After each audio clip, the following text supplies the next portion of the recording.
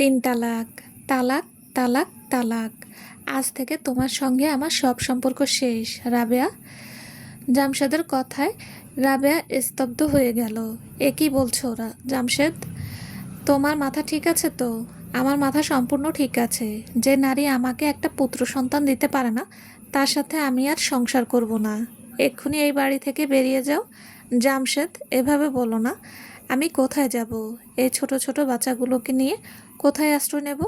তুমি কোথায় যাবে সেটা আমার দেখার বিষয় না। এক্ষুনি এই আবর্জনাগুলোকে নিয়ে আমার বাড়ি থেকে বেরিয়ে যাও। জামশেদ, এরা তোমারই মেয়ে। তুমি ওদের সম্পর্কে এমন কথা বলতে পারো না। এরা মেয়ে নয়, শুধু বোঝা। এই ঘরে এদের কোনো জায়গা নেই। কাল আমার নতুন স্ত্রী আসবে, তার আগেই তোমরা বেরিয়ে যাও। কথাগুলো বলেই জামশেদ প্রস্থান করলো। রাবেয়া নির্বাক হয়ে দাঁড়িয়ে রইল। ঘটনাটি তার কাছে নতুন নয়। 9 বছরের দাম্পত্য জীবনে 3টি কন্যা সন্তানের জন্ম দেওয়ায় আর অপরাধে প্রতিনিয়ত লাঞ্ছনা, অপমান আর অবহেলা সহ্য করে এসেছে সে। আজ শেষ পর্যন্ত শুধু পুত্র সন্তান জন্ম দিতে পারেনি বলেই তাকে ঘর থেকে বের করে দেওয়া হলো। ধীর পায়ে নিজের ঘরের দিকে এগিয়ে গেল। অবশ্য নিজের ঘর বলাটা ভুল। কাল থেকেই তো সেটি অন্য কারো হয়ে যাবে। ঘরে ঢুকে দেখল তার 3 মেয়ে খেলায় মগ্ন। নিষ্পাপ মুখগুলোর দিকে তাকাতেই বুকটা হু হু করে উঠল। এদের নিয়ে এখন কোথায় যাবে সে? যাওয়ার মতো শুধু বাবার বাড়ি। কিন্তু মা বাবা মারা যাওয়ার পর ভাই ভাবিও তো অনেকটাই পর হয়ে গেছে। সেখানে আদৌ তাদের ঠাঁই হবে কিনা সে জানে না। বড় মেয়ে মায়ার বয়স 8 বছর, মেজ মেয়ে মনে 5, আর ছোট মাহির বয়স মাত্র 2 বছর। এত ছোট 3টি মেয়েকে নিয়ে কিভাবে একটি নিরাপদ আশ্রয় গড়ে তুলবে কিছুই মাথায় আসছে না তার। রাবেয়া ব্যাগ গুছিয়ে কাঁধে তুলে নিল, ছোট মেয়েকে কোলে নিল আর 2 মেয়ের হাত শক্ত করে ধরে বাড়ি থেকে বেরিয়ে এলো। একবারও পেছনে ফিরে তাকালো না। হাঁটতে হাঁটতে স্টেশনে এসে একটি বেঞ্চে বসে পড়ল। কোথায় যাবে, কি করবে কিছুই বুঝতে পারছিল না। অনেক ভেবে শেষ পর্যন্ত বাবার বাড়ি যাওয়ার সিদ্ধান্ত নিল। অন্তত আজকের রাতটা সেখানে কাটাতে পারবে। বাসে উঠে কুমিল্লার উদ্দেশ্যে রওনা দিল। বাস থেকে নামতেই বুকটা কেঁপে উঠল। পরিচিত জায়গাটাও আজ কেমন অচেনা লাগছে। ধীরে ধীরে বাড়ির সামনে এসে দরজায় কড়া নাড়ল। 2বার কড়া নাড়তেই দরজা খুলল। দেখল তার ভাবি মার্জানা দাঁড়িয়ে আছে। এত রাতে রাবেয়াকে দেখে মার্জানা অবাক হলো। তার কাঁধে বড় ব্যাগ দেখে ব্রু কুঁচকে বলল, তুমি? ঠিক তখনই ভেতর থেকে অলিম বেরিয়ে এলো। কে এসেছে মার্জানা? বোন আর ভাগ্নেদের দেখে সে বিস্মিত হয়ে বলল, তুই বাইরে দাঁড়িয়ে আছিস কেন? ভেতরে আয়। রাবেয়া ভেতরে ঢুকতে যেতেই মার্জানা পথ আটকে দাঁড়ালো। কি করছো মার্জানা? পথ আটকাচ্ছ কেন? অলিম বিরক্ত হয়ে বলল। মার্জানা ঠোঁট বাঁকিয়ে বলল, আগে জিজ্ঞেস করো কেন এসেছে, তাও আবার এত বড় ব্যাগ নিয়ে। অলিম এবার ব্যাগটির দিকে তাকালো। মার্জানা এবার বলল, সত্য করে বলো, জামশেদ তোমাকে বের করে দিয়েছে, তাই এখন আমাদের ঘাড়ে এসে উঠতে চাও? রাবেয়া মাথা নিচু করে রইল। অলিম নরম গলায় বলল, ভাবি যা বলছে তা কি সত্যিই? কিছুক্ষণ নীরব থেকে রাবেয়া মাথা তুলে দৃঢ় কণ্ঠে বলল, হ্যাঁ। মার্জানার সাথে সাথে বলে উঠল, আমি আগেই বুঝেছিলাম। তোমার কি কোনো আক্কেল নেই? তোমার ভাইয়ের সংসারই টানাটানির মধ্যে চলে, আর তুমি 3টা মেয়েকে নিয়ে এসে উঠতে চাও? রাবেয়া আকুল কণ্ঠে বলল, না ভাবি, আমি এখানে থাকবো না। শুধু আজকের রাতটা থাকতে দিন। আমার মেয়েগুলো নিয়ে আজকের রাতটা পার করতে দিন। কাল সকালেই চলে যাব। অলিম মার্জানাকে সরিয়ে দিয়ে বলল, আজকের রাতটা থাকুক, কাল চলে যাবে। মার্জানা অনিচ্ছা সত্ত্বেও তাদের বারান্দায় থাকার অনুমতি দিল। সারাটা রাত রাবেয়ার চোখে এক ফোঁটা ঘুম এলো না। কি করবে, কোথায় যাবে, মেয়েদের কি খাওয়াবে, এসব ভাবনাতেই রাত কেটে গেল। সকালে নামাজ পড়ে মার্জানাকে রান্নাঘরে সাহায্য করলো। মেয়েদের খাইয়ে দিয়ে বেরিয়ে এলো। অলিমও সাথে গেল। সে একটি বস্তিতে ছোট্ট ঘর ভাড়া করে দিল। যাওয়ার সময় কিছু টাকা গোপনে হাতে তুলে দিল, যা মার্জানার অগোচরে। সেই টাকা দিয়ে টুকটাক প্রয়োজনীয় জিনিস কিনলো। মেয়েদের ঘরে রেখে কাজ খুঁজতে বের হলো। দুদিন খোঁজার পর বস্তিতে একজনের দ্বারা রাস্তার দিনমজুরের কাজ জুটল। অন্যদিকে জমশেদ নতুন বিয়ে করে ঘরে নতুন স্ত্রী তুলল।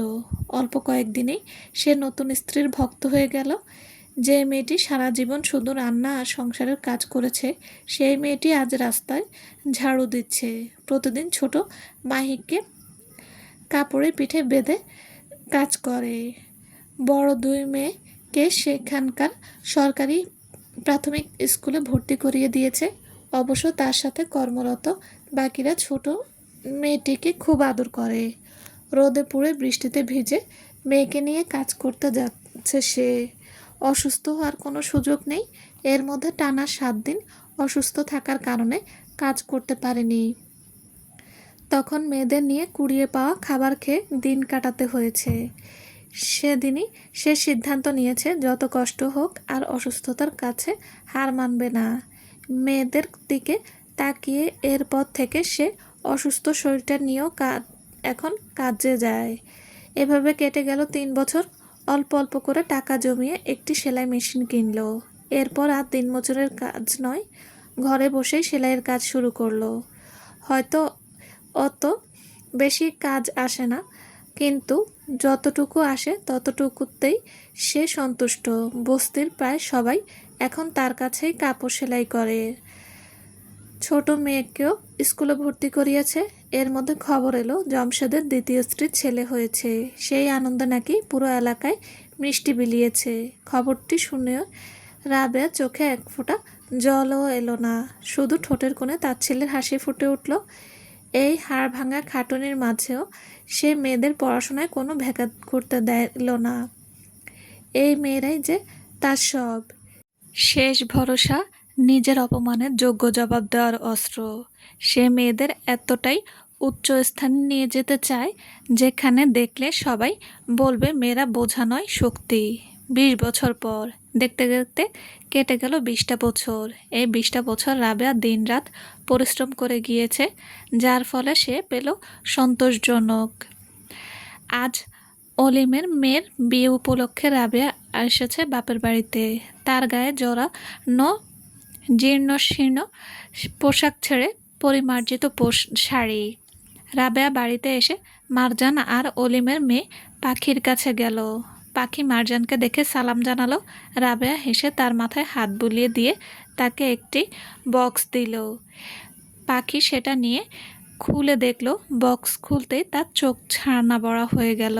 পাখি বলল, এটা কি সোনা ফুপু? রাবেয়া মাথা নাড়ল। পাখির পাশে দাঁড়ানো মারজানা আর অলিম এতে মোটেও অবাক হলো না।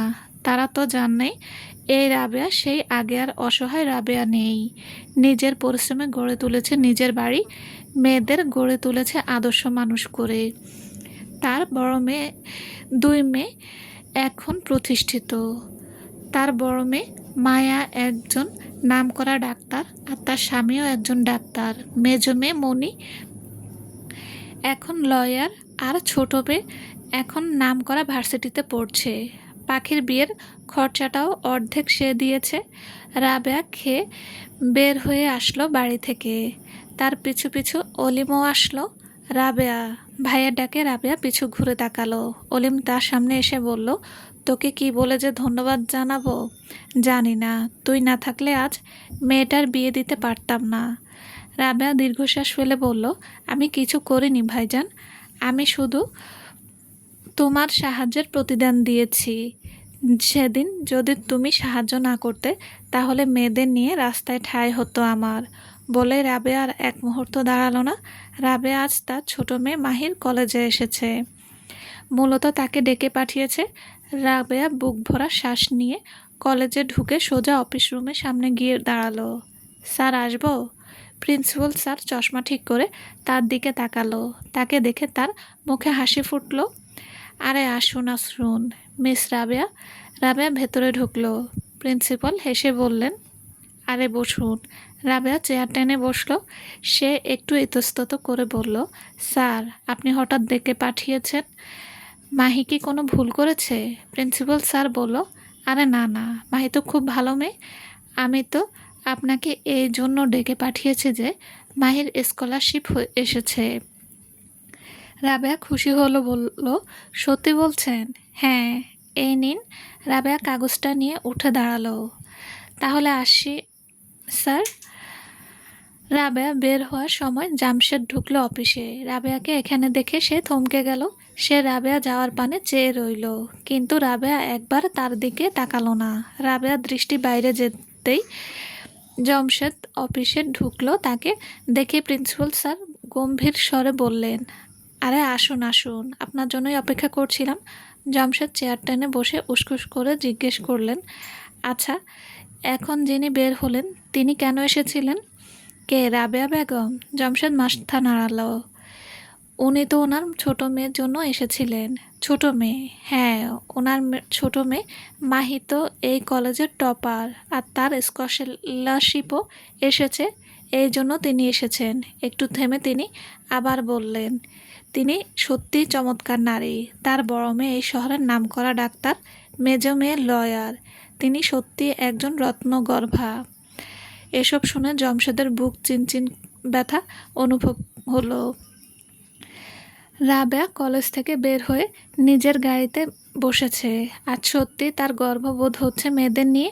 3 মেয়েদের তিনি সঠিক মানুষ হিসেবে গড়ে তুলতে পেরেছেন। রাবেয়া নিজের বাড়িতে ঢুকে মাহিকে জড়িয়ে ধরলেন। দূর থেকে মনি আর মায়াকে দেখে বলল, বাহ, আমরা বাদ। তিনি মুচকি হেসে হাত বাড়িয়ে দিলেন। তারা দুজনে এসে তাকে জড়িয়ে ধরল। তিনি মেয়েদের সাফল্য দেখে কেঁদে ফেললেন। মনি, মায়া আর মাহি তাকে ছেড়ে দিয়ে অস্থির হয়ে বলল, আম্মু কি হয়েছে?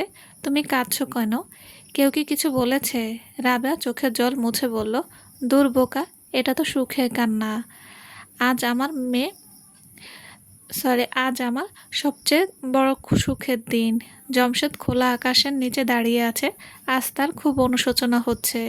তিনি যাদের বোঝা বলে একসময় ঘর থেকে বের করে দিয়েছিলেন, তুচ্ছ-তাচ্ছিল্য করেছিলেন, আজ তারাই উন্নতির উচ্চ শিখরে। আর যেই ছেলের জন্য তাদের এত অবহেলা করেছেন, সেই ছেলে তার কবর খুঁড়ে রেখেছে।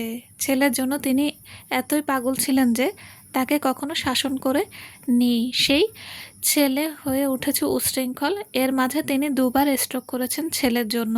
আজ রাবেয়া তার অবহেলিত মেয়েদের জন্য সম্মানে কলেজে উপস্থিত হয়েছে। সেই জায়গায় তিনি এসেছেন ছেলের বহিষ্কারের নোটিশ নিতে। ছেলের উদ্ধততার জন্য তাকে বহিষ্কার করা হয়েছে। মাথা নিচু করে দাঁড়িয়ে থাকতে থাকতে তার মনে একটাই কথা প্রতিধ্বনিত হতে লাগলো, মেয়েরা কখনো বোঝা নয়, মেয়েরাই বাবা মায়ের সবচেয়ে বড় শক্তি, সবচেয়ে বড় গর্ব। সমাপ্ত। আসসালামু আলাইকুম। গল্পটি কেমন লেগেছে প্লিজ জানাবেন। আর হ্যাঁ, অবশ্যই লাইক কমেন্ট করবেন। আর যারা আমার চ্যানেলটি এখনও সাবস্ক্রাইব করেননি তারা প্লিজ চ্যানেলটি সাবস্ক্রাইব করে পাশে থাকবেন। সবাই ভালো থাকবেন। আল্লাহ হাফেজ।